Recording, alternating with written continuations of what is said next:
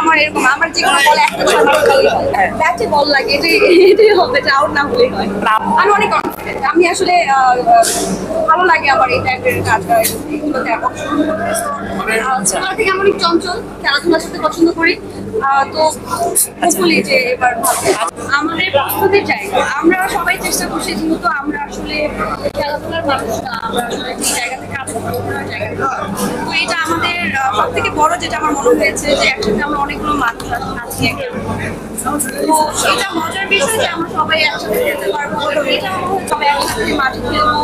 এটা আসলে উৎসব আয়োজন ফিল হচ্ছে, ভালো লাগছে। বেসিক্যালি এত ক্যালকুলেশন এখন করা হয়নি, বাট আমাদের টিমটা নিয়ে আমি আশাবাদী ভালো করবে। চেষ্টা করছে সবাই প্র্যাকটিস করছে। এতকে মানে এখানে হার জিতো থেকে বড় কথা হচ্ছে যে এত খেলতে পারছে আমার কাছে যেটা চলে গেছে সেটা নিয়ে কোনো কিছু বলার নেই।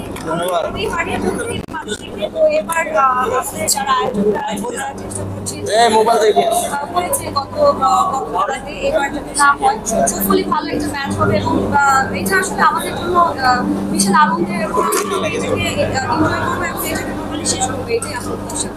ছোটবেলা থেকে বাসায় ক্রিকেট খেলাটা আমার বাবা পছন্দ করে, ওই জায়গা থেকে আমি ক্রিকেট খেলাটা দেখতে পারি। যদি বলা হয় যে আমি সেটা হচ্ছে দৌড়াতে পছন্দ করি। আমি দৌড়ানোর প্রতিযোগিতা হতো, সেখানে ফার্স্ট হতাম বছরটা যাই। তো একটু দৌড়াদৌড়িতে ভালো আমি। আর ভালো লাগছে যেটি বললাম, সবার ভালো লাগছে। একসাথে অনেক আমরা একসাথে খেলবো, আমরা একটু এক্সাইটেড।